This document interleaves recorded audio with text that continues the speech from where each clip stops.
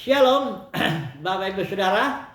Kita teruskan studi kita kristalisasi di kitab Amsal. Saat ini kita ambil tema takut akan Tuhan, ya.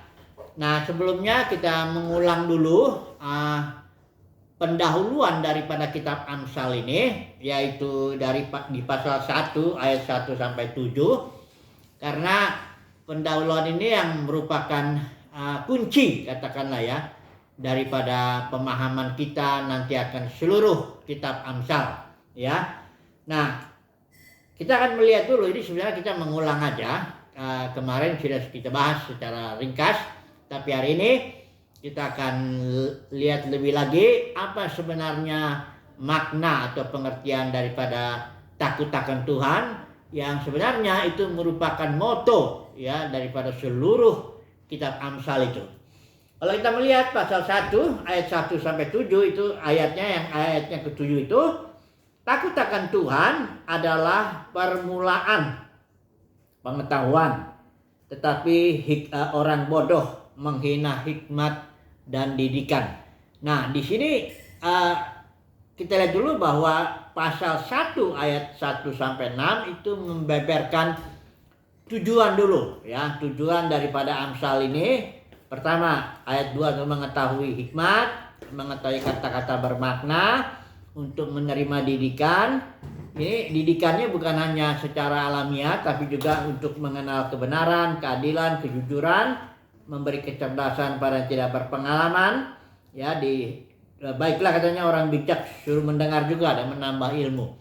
Nah, cuma kita harus tahu ilmu atau pengetahuan yang diajarkan dalam kitab Amsal ini bukan pengetahuan keilmuan, ya, atau scientific knowledge, ya. Kalau kita belajar, ya, atau metode-metode penelitian itu mendapatkan pengetahuan keilmuan atau scientific knowledge. Karena pengetahuan itu ada banyak, ya. Bisa pengetahuan dari adat, ya, tradisi, ya. Ada pengetahuan yang keilmuan, yang scientific knowledge, yang orang belajar akademisi itu para mempelajarinya. Ada juga pengetahuan yang berasal dari wahyu. Nah, ini yang kita mau pelajari, pengetahuan rohani lah, kita katakan begitu, ya.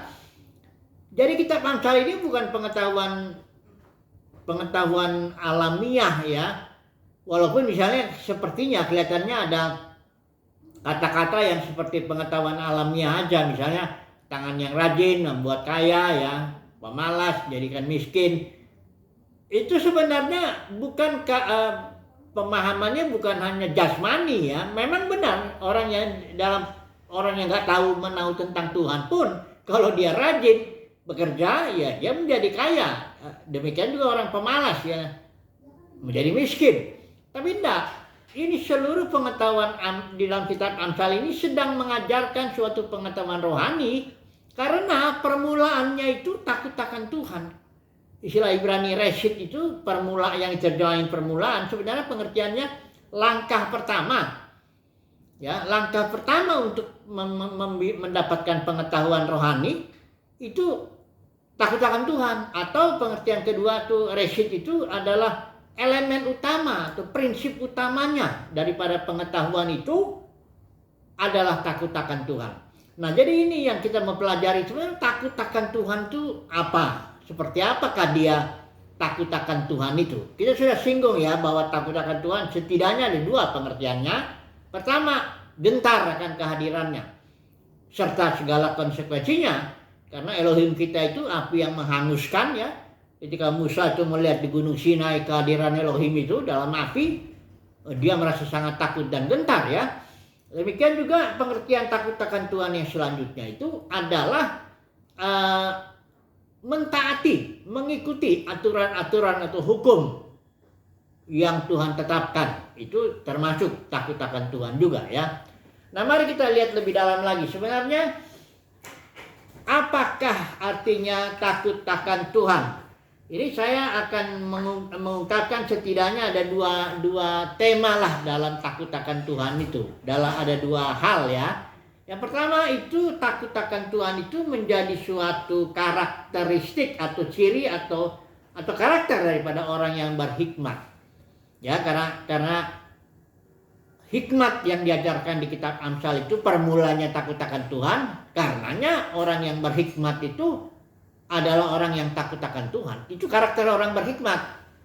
Karena yang diajarkan di sini hikmat Tuhan ya, bukan hikmat manusiawi ya. Kalau hikmat manusiawi orang nggak perlu takut akan Tuhan ya. Bahkan melawan Tuhan, ateis pun ada banyak orang yang berhikmat secara manusia dan dia ateis yang melawan Tuhan dan sebagainya ya, nggak beribadah kepada Tuhan dan sebagainya. Nah ini kalau takut akan Tuhan, pengertian atau tema yang utama dari takut akan Tuhan itu, pengertian pertamanya itu merupakan karakteristik daripada orang berhikmat. Yang kedua, takut akan Tuhan itu sebenarnya menjadi bahan pendidikan utama, bahan pengajaran utama, bahan pengajaran moral. Yang utama itu takut akan Tuhan dulu, ya.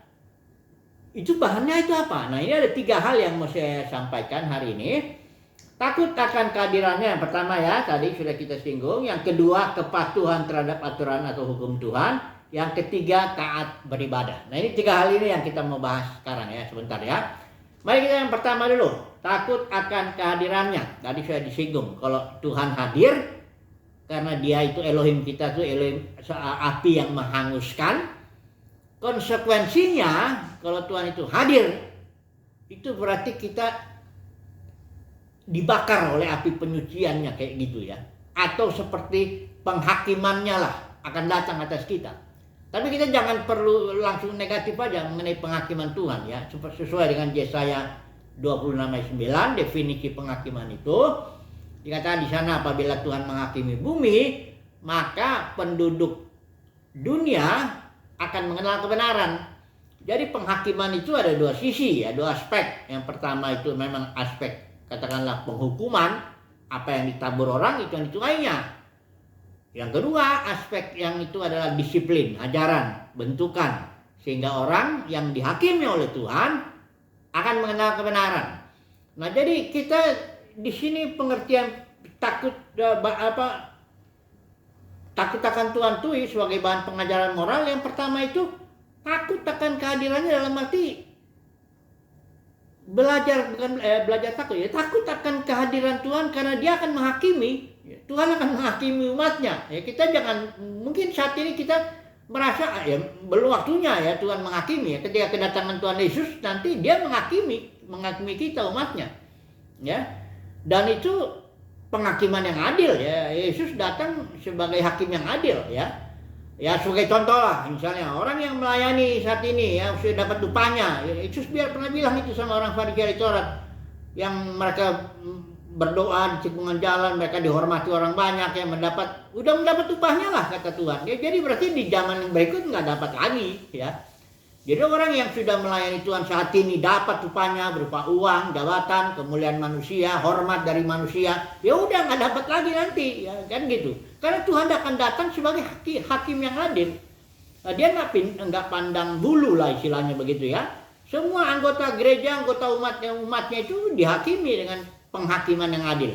Bahkan satu lagi Yakobus ingatkan, jangan banyak orang di antara kamu mau menjadi guru katanya. Oh sebagai guru itu kita akan dihakimi menurut ukuran yang lebih berat ya. Karena sebagai guru, pengajar itu banyak kita mempengaruhi orang. Nah kalau pengajaran kita melenceng atau kita mengajar dengan motivasi mau cari untung, cari ketenaran, cari uang, cari jabatan, itu bisa kena itu ya. Nah ini makanya saudara ini takut akan kehadiran Tuhan itu artinya kita jangan main-main lah ya dengan, karena Tuhan itu Tuhan yang adil, hakim yang adil. Dia api yang menghanguskan, tapi juga jangan jadi gentar dalam arti menjauhi Tuhan kayak Kain tuh menjauhi Tuhan, tidak begitu ya. Takut akan kehadirannya karena kita tahu bahwa penghakimannya ada sisi positifnya, bahwa kita akan mengenal kebenaran karena penghakimannya. Itu yang pertama ya, takut akan kehadirannya. Ini bahan pengajaran moral yang harusnya diajarkan di sekolah-sekolah itu ya ini ya. Pertama takut akan kehadirannya. Yang kedua, kepatuhan terhadap aturan-aturan atau hukum Tuhan. Tuhan itu mencintai hukum. Hukum itu keteraturan ya. Kalau misalnya saya bercontoh hukum alam lah, misalnya Newton itu menemukan hukum gravitasi. Apa itu artinya? Kalau benda dilempar dimanapun, mau di sini, mau di Bandung, mau di Surabaya, dilempar tuh benda ke atas, pasti jatuhnya ke bawah. Itu karena apa? Karena ada keteraturan, ada hukum yang dinamakan oleh Newton tuh gravitasi, gaya tarik bumi. Jadi bumi itu menarik, mau di Jakarta, mau di Bandung, mau di mana-mana. Itu keteraturan yang memang Tuhan taruhkan di alam ini. Tapi dalam alam rohani ada juga keteraturannya, ya. Orang misalnya melayani ya nggak sembarangan juga. Orang menggunakan karunia ya nggak sembarangan juga.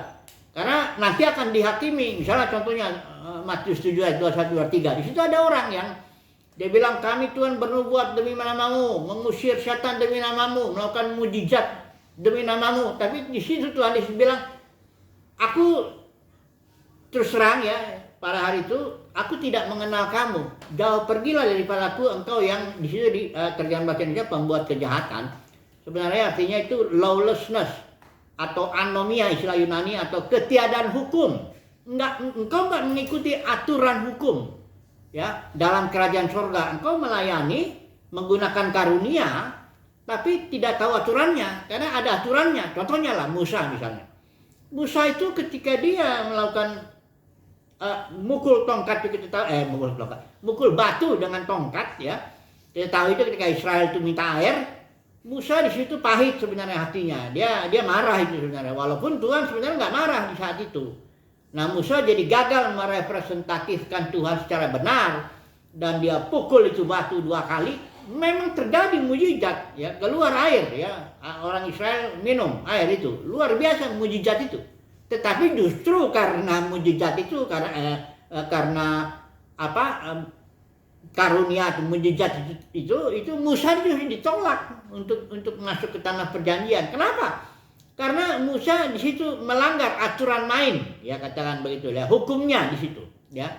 Jadi kalau melakukan mujizat belum lantas itu berarti Tuhan sudah berkenan, ya. Kita harus ikuti aturannya. Dalam kasus Musa, aturannya itu di situ hatinya. Nah, jangan pahit, karena di kitab Mazmur dibilang Israel itu memahitkan hati Musa sehingga Musa teledor dengan kata-katanya. Dia pukul batu itu sambil bilang, inilah hai pendurhaka, dia dengan marah lah, ya, dia lakukan itu, ya. Walaupun mujizat terjadi, tapi justru disitulah yang menyebabkan Musa tidak diizinkan masuk ke tanah perjanjian. Jadi ini Tuhan punya hukum, punya keteraturan, ya, yang harus kita pahami, ya. Dan itu biasanya keteraturan itu terkait, ya, dengan batin kita, dengan hati kita. Ya, Tuhan nggak melihat hanya orang khotbah, ya, orang bekerja ini nggak dilihat itunya lahiriannya aja, yang dilihat di dalamnya itu. Karena Tuhan itu melihat batin. Bagaimana hati kita ini, ya? Apakah kita benar di hadapannya atau tidak, kan itu. Oke.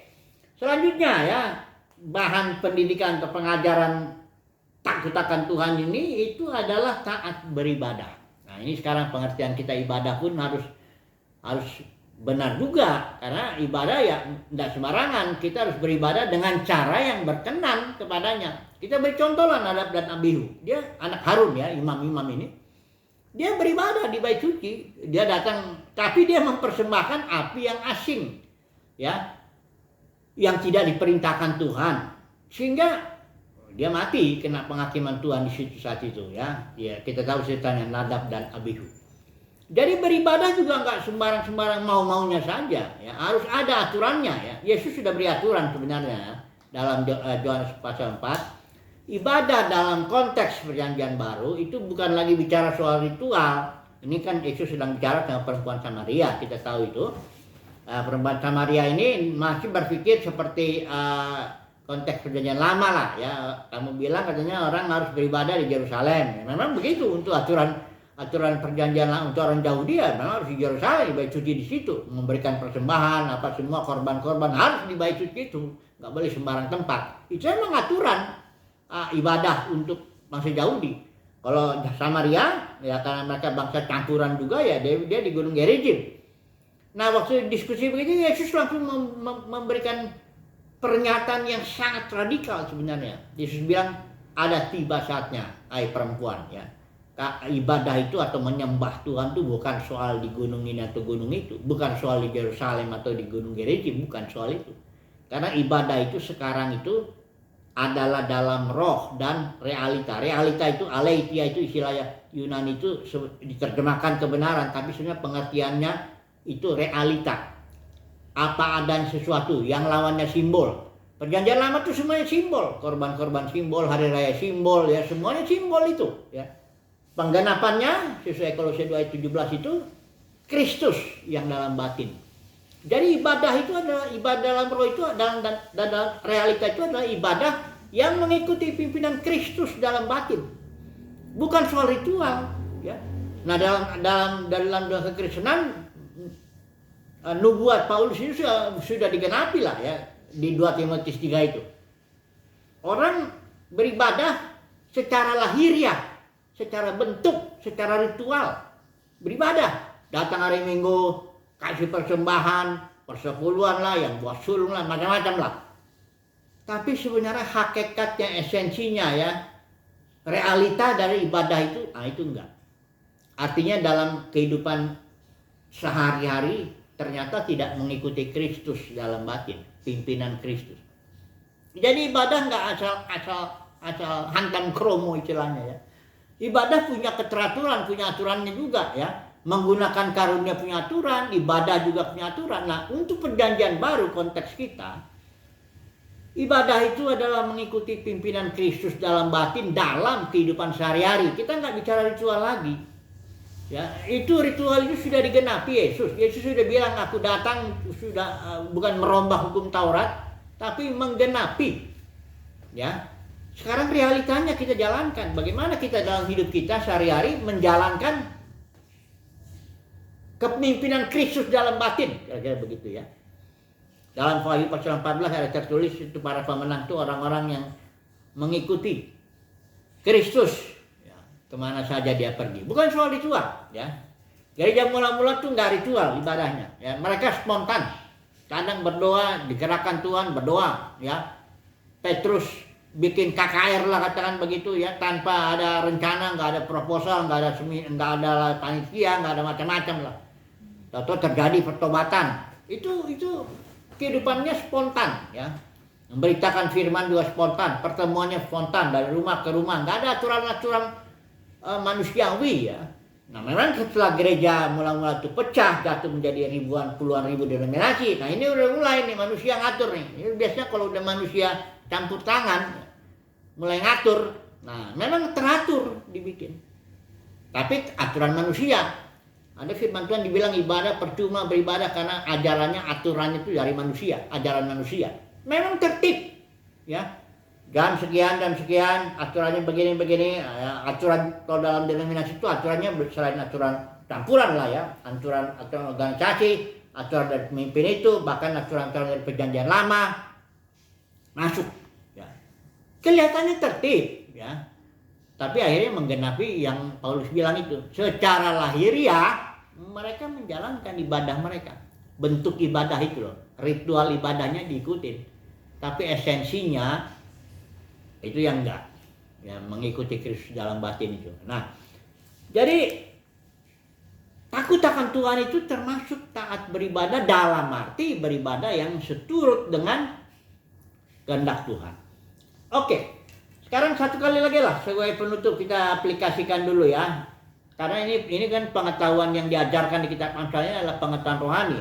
Ini ada satu di kasus, ya, di Matius 22 ayat 29 itu. Itu sebenarnya konteksnya itu orang-orang Saduki itu tanya sama Yesus soal kebangkitan. Mereka menjawabnya salah. Nah, Yesus langsung bilang, kamu sesat karena kamu nggak mengenal kitab suci dan kuasa Elohim, ya. Jadi mereka nggak tahu kitab suci bahwa kebangkitan itu ada, ya. Juga nggak mengalami kuasa Elohim, ya. Tapi ada juga orang yang kayak ahli Taurat, orang Farisi yang waktu ditanya waktu di mana ya Mesias lahir, Bethlehem, Yehuda, begini. Mereka tahu kitab suci, tapi mereka nggak mengalami kuasa Elohim. Akhirnya dia bukan hanya menolak Yesus, bahkan membunuh Yesus. Jadi Yesus bilang, kamu harus punya pengetahuan, kalau mau pengetahuannya rohani ya harus dua ini. Mengenal kitab suci dan mengalami kuasa Elohim. Mendapat kasih karunia lah untuk mengalami kuasa Elohim. Ya, inilah dia pengetahuan rohani itu, ya. Inilah pengetahuan yang diajarkan oleh kitab Amsal ini. Pertama, memahami kitab suci, kedua mengalami kuasa Elohim. Oke lah, kita ambil kesimpulan dulu mengenai takut akan Tuhan ini. Jadi bagaimana ini takut akan Tuhan? Takut akan Tuhan itu ya memang akhirnya itu kasih karunia lah ya. Karena hati manusia begitu lahir yang manusia nggak ada seorang pun mencari Tuhan, kata Alkitab ya. Kita sudah lahir dalam dosa, tersesat yang masing-masing kita berjalan menurut maunya kita. Tapi jikalau kita mendapat kasih karunia di mata Tuhan, maka Tuhan akan taruh dalam batin kita hati yang takut akan Tuhan. Dan ini bertumbuh tentunya ya. Terus kita bertumbuh, semakin kita beribadah ya, semakin kita patuh akan hukum Tuhan, aturan Tuhan, semakin kita takut akan kehadirannya, bertumbuh kita di dalam takut akan Tuhan. Disitulah kita awalnya kita mendapat pengetahuan rohani. Awalnya kita mendapatkan hikmat, takut akan Tuhan. Tapi kembali ya, berawal dari kasih karunia Tuhan dulu. Semoga kita ini termasuklah orang-orang yang mendapatkan kasih karunia Tuhan untuk takut, memiliki hati yang takut akan Tuhan. Oke, demikian ya. Haleluya. Amin.